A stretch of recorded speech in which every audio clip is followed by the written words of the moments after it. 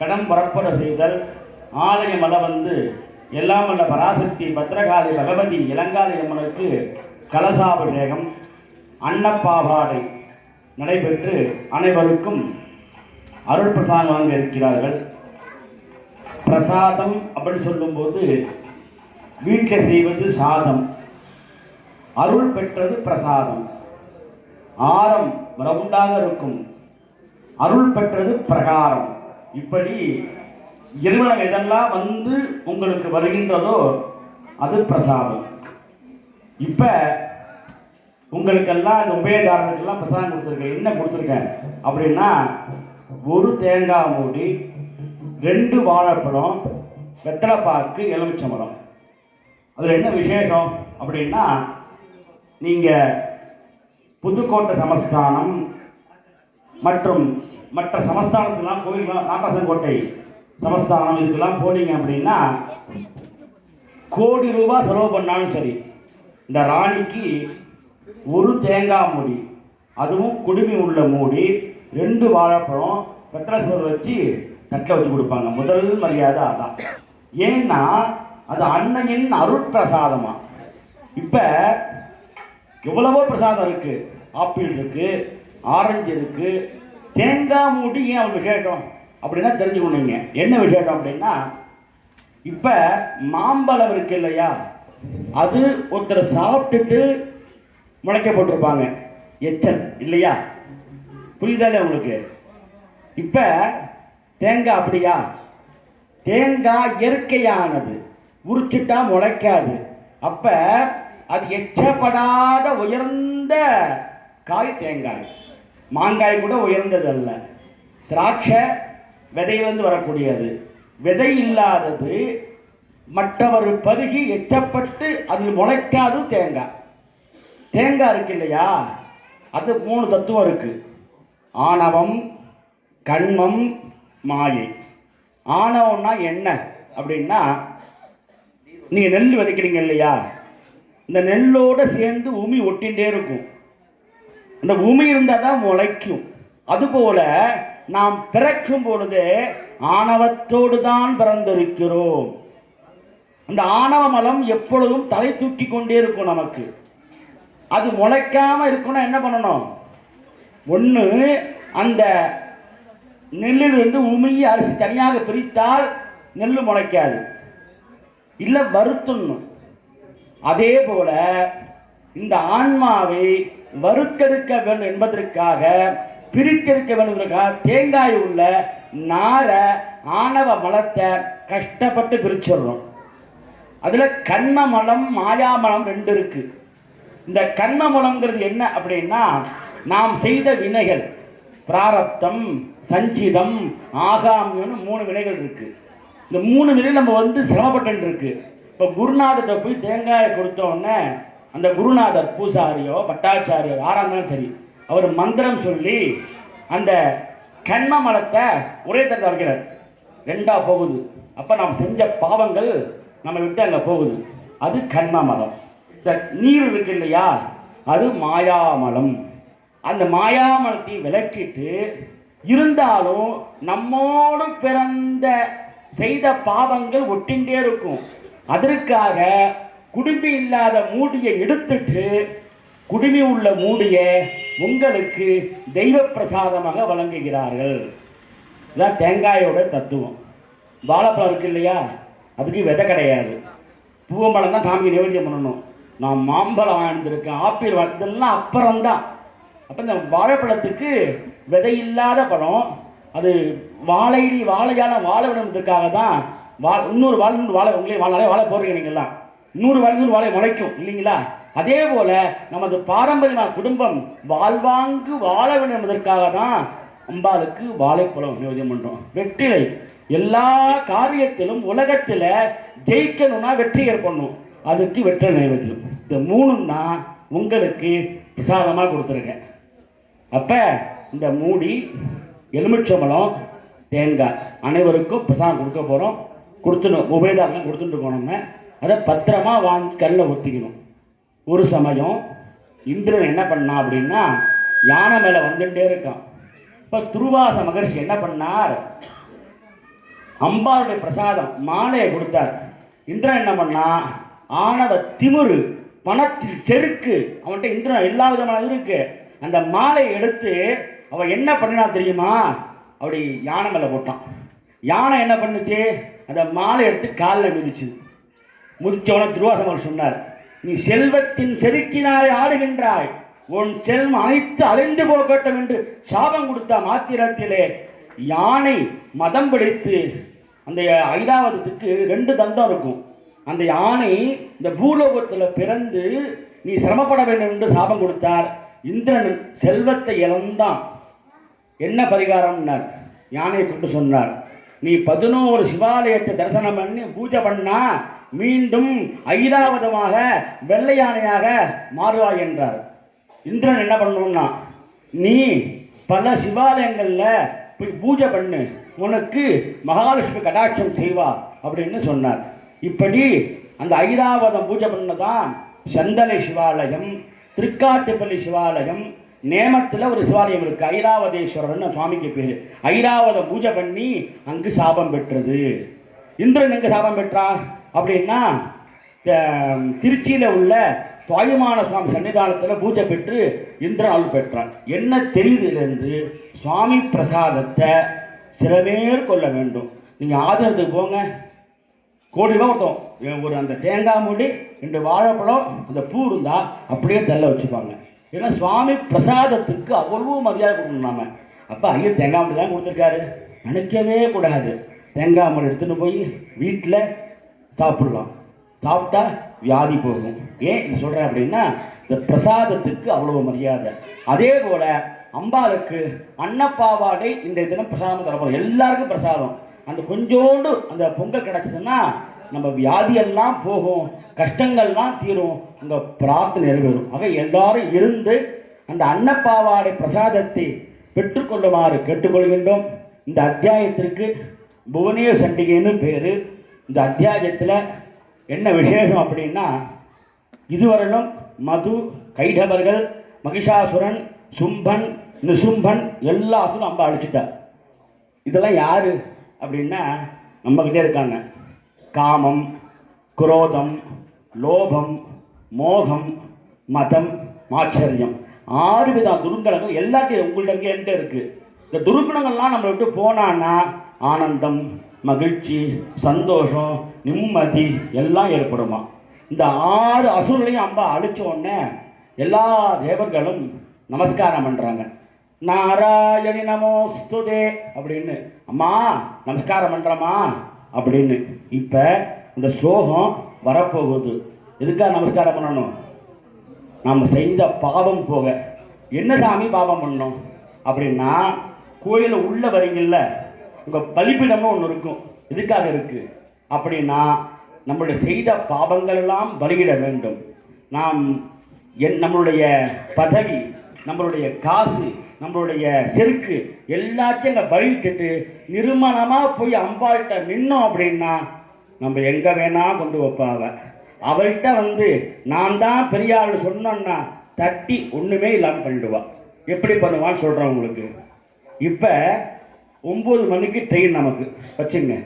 நீங்கள் 7 மணிக்கு கிளம்பிட்டீங்க அப்படின்னா 7 மணிக்கு கிளம்பி காரில் போகிறீங்க. கண்டியூர் போனோன்னா கார் நின்று போயிடுச்சு. இப்போ அடுத்த வண்டி டூவீலர் பிடிக்கிறீங்க, அங்கே பள்ளிக்காரன் நின்று போயிடுச்சு. இப்படி போயிட்டே இருக்கீங்க.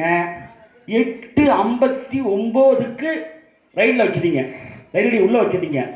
அங்கே அந்த ரயிலடி தண்டவாளம் போகிறதுக்குள்ள ட்ரெயின் எடுத்துடுறான், முடிஞ்சு போச்சு, நீங்கள் போக முடியாது. 7 மணிக்கு கிளம்பி இந்த ட்ரெயினை பிடிக்க முடியல, கிளம்ப முடியல. கோயம்புத்தூர் போனால் 1 கோடி ரூபா கிடைக்கும் உங்களுக்கு அந்த ட்ரெயினை பிடிச்சிட்டா. இப்போ போச்சு, ஃப்ளைட்டு கிடையாது. அப்போ நஷ்டம் தானே. அப்போ 99% நமது உழைப்பு, 1% அம்பாள் அருள் இருந்தால் தான் வெற்றி பெற முடியும். இதெல்லாம் முடியவே முடியாது. வாழ்க்கையில் பல பேர் தோற்றிருக்கிறார்கள். தெய்வத்திடம் போட்டி போட்டு ஒரு எண்ணிக்கை தொட்டுருக்காங்க. எல்லாருமே நம்ம பார்த்துருக்கோம், அரசியலில் பார்க்குறோம், வாழ்க்கையில் பார்க்குறோம், தொழிலில் பார்க்குறோம். அப்போ தெய்வத்திடம் வந்தால் பணிவு ஒன்றுதான் இருக்க வேண்டும், தொண்டு என்ற எண்ணம் மட்டுமே இருக்க வேண்டும். இந்த டூ இருக்கு இல்லையா, இந்த டூ எப்படி வளைந்து பணிந்து இருக்கிறதோ அதுபோல் இருப்போமானால் நாம் வளரும்போது பதவிகளோ பணங்களோ தொழில்களோ உத்தியோகமோ லாபமாக இருக்கும். இங்கே வந்து ஆலயத்தில் வந்து 4 ஆணவத்தோடு இன்னோமானால் அம்பாள் இப்போ விட்டுடுவா. நீங்கள் மேலே ஏற ஏற அப்படியே அடித்து ஒன்றும் இல்லாமல் பண்ணிடுவா. நம்ம பார்க்குறோம், உலகத்தில் பாருங்கள் எல்லாரையும். என்னங்க கிட்ட போயிட்டங்க, கிடைக்கலங்க. 35 மார்க்கு பாஸ் மார்க்கு, 34 ஃபெயில் தானே. 1 மார்க் யாரு? அம்பாள் தானே கொடுக்கணும், தெய்வம் தான் அருள் பண்ணணும். 35 mark pass mark, 35 mark pass mark, 34 நம்ம உழைப்பு. 1 மார்க்கெல்லாம் வாழ்க்கை போச்சு. அப்ப வாழ்க்கையில வெற்றி அடையணும்னா ஆலயத்துக்கு உள்ள வரும் பொழுதே ஆணவம் கண்மம் மாயை 3ஐயும் பலியிட்டு தான் நீங்க ஆலயத்துக்கு உள்ளேயே போகணும். நீங்க அப்படி போகலைன்னா உங்க வாழ்க்கை நஷ்டமாகும். சொல்றாங்க, நான் ஆலயத்துக்கெல்லாம் போறேன், அம்பாள் ஒண்ணுமே அப்படி பண்ணல அப்படின்னு. அங்க போனோன்னே ஐயர் மாலை போடுவாரா என்ன, ஐயர் என்னை கவனிக்கவே இல்லை, 90 தரல எனக்கு அப்படின்னா போச்சு. அம்மா பராசக்தி ஏதாவது குடும்பம்னு கேட்டீங்க வச்சுங்க, அவன் மனசுல பொந்து போடுறா 90 என்பா, போட்டுருவா 90. பல பேர் நம்ம பார்க்குறோம், நம்ம பல கும்பாபிஷேகத்தை பார்க்குறோம். அப்போ நம்ம செய்ய வேண்டியது என்னென்னா நமஸ்காரம். ஆலயத்தெல்லாம் வருவாங்க, உளுந்து முனவனங்க யாருமே அப்படியே போவாங்க. எனக்கு வருத்தமாக இருக்கும். அபிஷேகம் பண்ணுவாங்க, எல்லாம் பண்ணுவாங்க, பட்டுப்புடவை சாத்துவாங்க, மாலை போடுவாங்க, பெரிய மாலையாக போடுவாங்க. இந்த பள்ளிப்படத்து பக்கத்தில் போய் உளுந்து கும்பிட மாட்டாங்க. நீ உளுந்து கும்பிடாம போனால் பூஜை பண்ண புண்ணியம் கிடையாது. அம்பாள் விழுந்து கும்பிடணும், நமஸ்காரம் பண்ணணும், பண்ணால் தான் உங்களுக்கு புண்ணியம். அப்போ இப்போ எல்லாம் நமஸ்காரம் பண்ணுவீங்களா? அபிஷேகம் கோயிலுக்கு வந்தால் பெண்கள் செய்யக்கூடியது பஞ்சாங்க நமஸ்காரம், 5 உறுப்புகள் கீழே ஏற்பட்டு நமஸ்காரம் பண்ணணும். ஆண்கள் செய்யக்கூடியது அஷ்டாங்க நமஸ்காரம், 8 உறுப்புகள் மேலே ஏற்பட்டு செய்ய வேண்டும். இங்கே இடம் பற்றாக்குறை, 2 நமஸ்காரம் ஒழுங்கு கும்பிட முடியாது. அதற்காக நாம் அனைவரும் ஏகாங்க நமஸ்காரம் இருக்கு. அப்படி என்ன, ஒரு உறுப்பு மேலே வணங்குறது, ஓம் சிவாய நமஹா இப்படி வணங்குறது. ஆண்கள் பெண்கள் எல்லாரும் பண்ணலாம். என்ன சாமி, பெண்கள் ஔவையாரை பாருங்க, காரைக்கால் அம்மையாரை பாருங்க, இதை வேற கூட்டி வணங்கியிருப்பாங்க. சிற்பத்தை பார்க்கணும் நீங்கள். அப்போ இந்த நாராயண நமோஸ்துதேன்னு சொல்லும் பொழுது நமது ஆணவ மலம் கண்ம மலம் மாயா மலம் நம்மளோட செருக்கெல்லாம் அம்பால் அழித்து இன்பமான ஆனந்தமான வாழ்வு தர வேண்டும் என்பதற்காக இந்த 11ஆம் அத்தியாயத்தில் எல்லா தெய்வங்களும் நமஸ்காரம் பண்ணுது. இப்போ நாம் நமஸ்காரம் பண்ணலாமா? எப்படி பண்ணணும்? நாராயண நமோஸ்து மேலே கைகூப்பி எல்லாரும் வணங்கணும். வணங்கும் பொழுது நாம் செய்த பாவங்கள் போகின்றன, வாழ்க்கை தரம் உயர்கின்றன, பதவிகள் கிடைக்கின்றன, அதிர்ஷ்டம் கூடி வருகிறது. 34 மார்க்கு நம்ம உழைப்பு, அதிர்ஷ்டங்கிறது 1 மார்க். இப்போ 1 மார்க்குன்னா பாஸ்.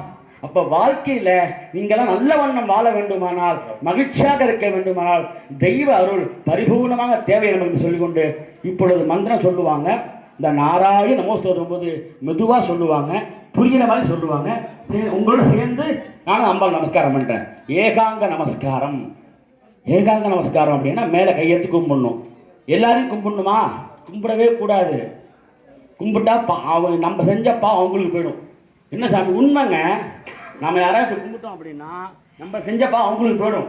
கும்பிடுங்க எல்லாரையும், பாவம் போட்டு அவங்களுக்கு. ஆனால் என்ன ரகசியம் அப்படின்னா, தாயாரை வணங்கும் பொழுது மாத்ரு தேவோ பவ, வயிற்று நேராக வணங்கணும். அப்பா வணங்கும் போது மார்புக்கு நேராக பித்ரு தேவோ பவ. குருநாதர் வணங்கும்போது குருவே நமகான நெத்தியாக வணங்கணும். தெய்வத்தை வணங்கும் போது வாக்கின் உள்ளான். தெய்வம் எங்கெல்லாம் இருக்கு?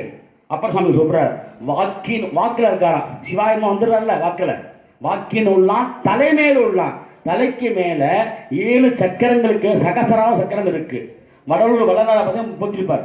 சக்கரம் வெளி சுத்தாமி தான் இருக்கு. நமக்கு எல்லாருக்குமே சக்கரம் இருக்கு. சக்கரத்தை இறைவன் இருக்கான். அப்படி இறைவன் வணங்கும் பொழுது இறைவன் பாதத்தை பிடிச்சி வந்து புண்ணியம் கிடைக்கும். செய்வோமா? ஓம் சக்தி. எல்லாரும் தூங்கக்கூடாது, முழிச்சுங்க. இந்த 2 அத்தியாயம் தான் இருக்கு. உடனே அபிஷேகம், அனைவருக்கும் அருள் பிரசாதம். இப்ப பூஜை தொடங்குகின்றது. ஓம் நம சண்டிகாஜே. ஓம்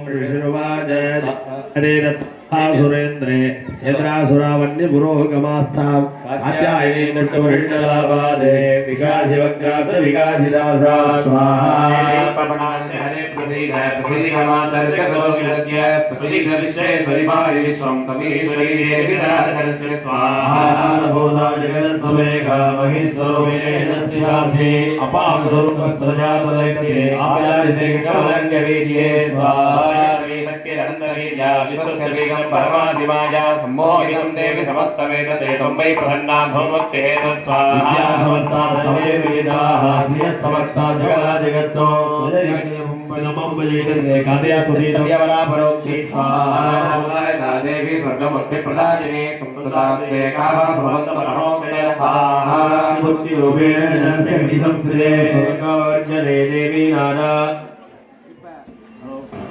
சொல்லுவாங்க. இன்னும் என்ன ஃபாலோ பண்ணுங்க, நமக்கு எல்லாம் வந்து கும்பிடலாம்.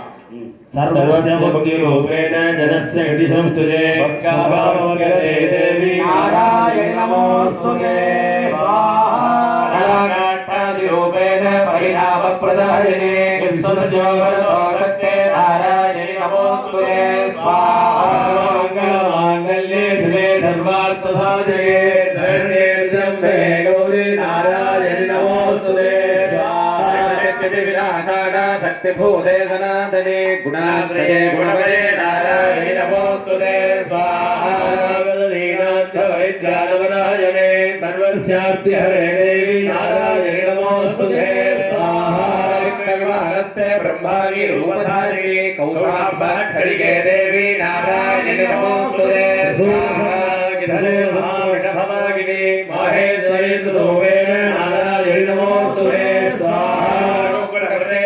शक्ति धरे कौमारी रूप संस्थाने नारायण नमोस्तुते स्वाहा गीत मनमायुधे प्रसीद वैष्णवी रूपे नारायण नमोस्तुते स्वाहा महाचक्रे दंप्रोद्धव सुंदरे वराहरूपिणि शिवे नारायण नमोस्तुते स्वाहा रूपे मौद्रेण हन्तं दैत्यावृतोद्यमे त्रैलोक्यदान सहिते नारायण नमोस्तुते स्वाहा सहस्रैनोज्ज्वले वृत्रप्राणहरे चैन्द्री नारायण नमोस्तुते स्वाहा स्वरूपेण हरदैत्य महाबले गौररूपे महारावे नारायण नमोस्तुते स्वाहा करालवदने शिरोभारा विभूषणे चामुण्डे मुण्डमठने नारायण नमोस्तुते स्वाहा जय महाविद्ये श्रद्धे पुट्टिस्तुते ध्रुवे महारात्रि महानागे नारायण नमोस्तुते स्वाहा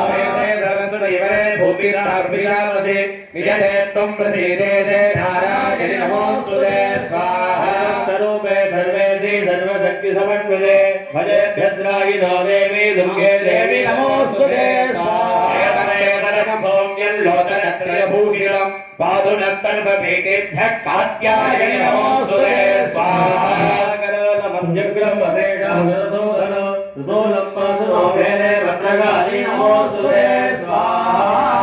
ஓம் சக்தி.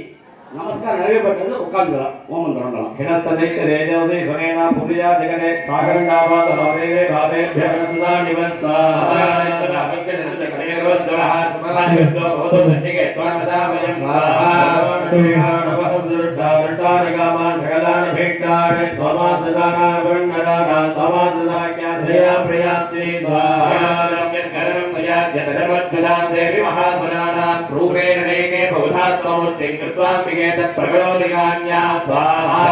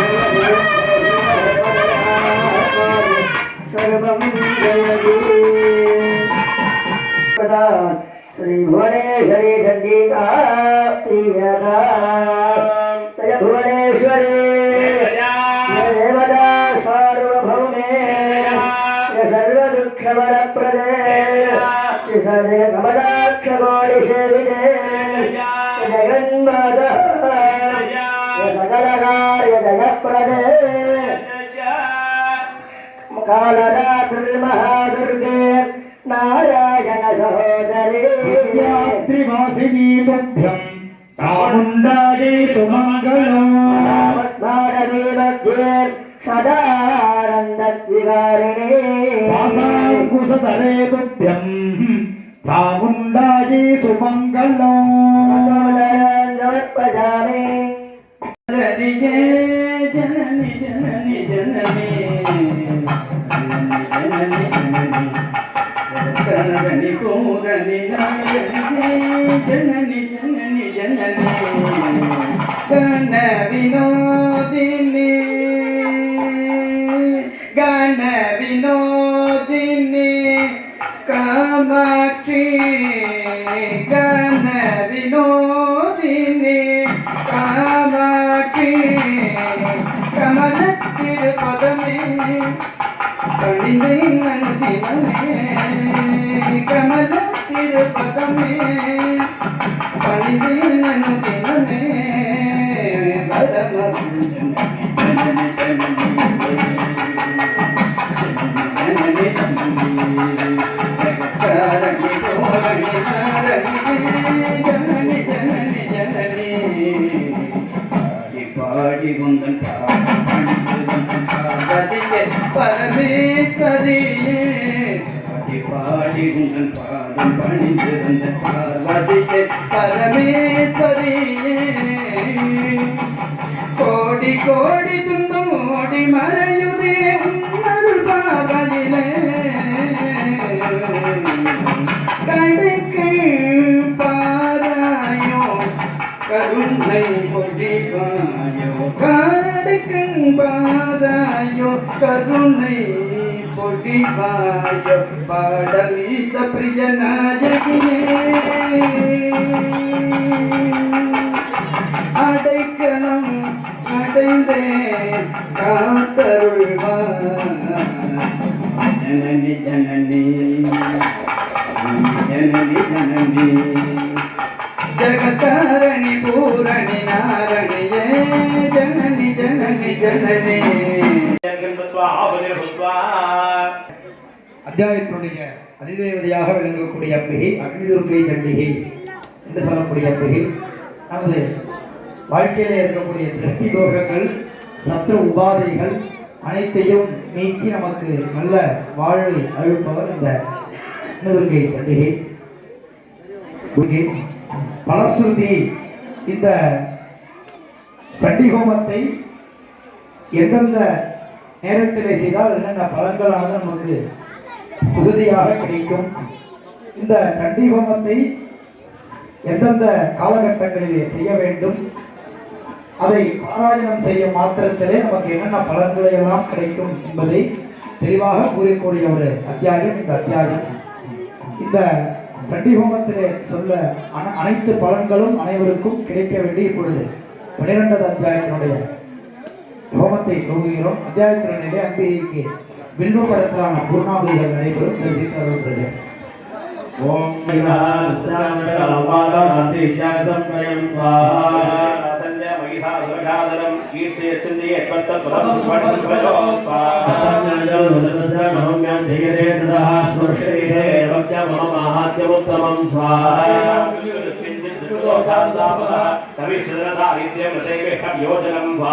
ஓம் சக்தி.